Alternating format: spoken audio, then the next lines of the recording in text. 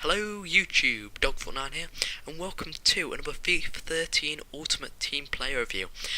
This episode would have been out yesterday, but then I noticed it was E3, and everyone was like spamming their sub boxes with E3 videos, so I decided to hold this back till today. And today we're going to be looking at Julian Draxler, quite a young German from the Bundesliga. He's a 77 overall rated in form.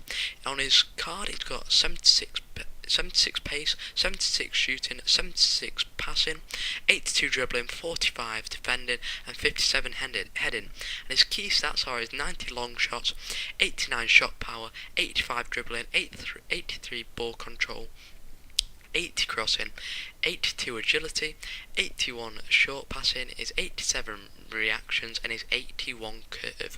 There's a lot of 80s in that because he's quite a well balanced player as well, as you can see from quite a spread out area of stats there.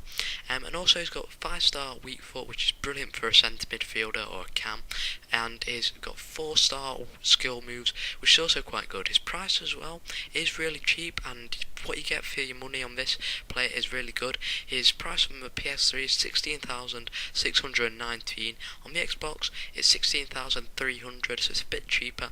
And on the PC it's 38,583. So let's get into the gameplay now.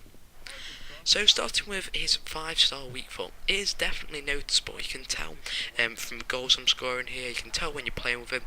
His passing's just the same on either foot. You can't really tell what foot he is, which is good for a 5-star weak foot player. And his shooting with both feet is absolutely amazing. I've scored goals with his right foot, goals with his left foot, and even goals with his head, which I'm going to get onto in a minute. He's got really good dribbling as well. It's not the best dribbler in the world, but this player overall is quite similar to Ericsson in the Eredivisie. And if you don't want to build an Eredivisie team, I'd buy this guy because he's quite similar in quite a few stats. His passing isn't as good as Ericsson's, but everything else seems to be quite similar, and he seems to have a better shot as well, so that's good. He's got really good dribbling, as I said. His ball control is definitely noticeable. You can tell that when he controls the ball, it's absolutely brilliant. Another thing about him is that he's got really good shooting, obviously from those in-game stats which I showed you there. 90 long shots, 89 shot power, and his finishing is a bit low, but you can't really notice it as he's got amazing shot power, so as long as it's on target it's probably going to go in or trouble the goalkeeper. So anyway, moving on slightly, we're still on his pluses here, and this isn't really a major plus, but his pace is still quite good, so he can get past quite a few centre-backs, as long as they're not like Dede or Felipe Santana. You'll definitely get past them because his pace is 76, and you can definitely tell in-game that he's quick. And sometimes dribbling can decrease players' not sprint speed, but how they feel on the pitch because they keep the ball close to them. But this guy, he's like a really good balance. He's a good balance between keeping the ball close to him, and he's got really good pace on the ball. So he's a really good balance there. And also his free kick stats is in the 70s, but with that shot power, as long as you get it in an average area, it's going to trouble the goalkeeper quite a bit, and you'll score some really nice free kicks like I did with him in these highlights you see. I must say he has got good heading. His heading is 57 on the card. I won't say it's that bad because he is quite a tall player, and that makes him like not as bad as 57 heading. It's like average heading, so I'm not going to put in a plus or minus because it's in the middle, if you get what I mean. I did play him as a centre midfielder, so I did see some of his defensive work rates as well. Well, his defence stats in action. But really, I wouldn't play him as a centre defensive mid. Centre mid's quite a good position for him, but really I won't play him any deep because his defending is alright, but not the best.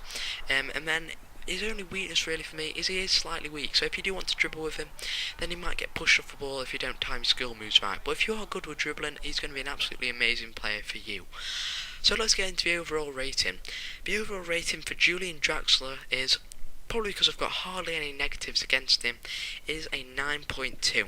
And that's because, as I said earlier, his 5-star weak foot is an absolutely amazing trait to have, and mixed with his his amazing shooting and his decent passing really does help him out in that situation. His good dribbling does also help him, so if you do want to shoot with a certain foot, you can get into that position really well. Dribbling really isn't a major thing with weak foot, unless you want to get yourself a bit of space, because he can put it onto either foot and just shoot from there.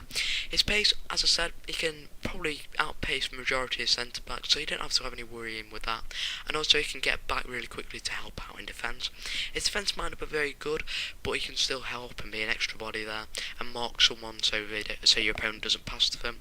And he has got quite good free kicks. I won't say his accuracy is the best, but his curve and shot power really work well together, and it helps you score those amazing free kicks. As I said earlier, he is quite weak. I would like him to be a bit stronger, maybe the complete package, but still 9.2 because he's only slightly weak. I'd only say slightly weak, as he does sometimes muscle his way through, and he is quite tall as well, so it doesn't have as big an impact.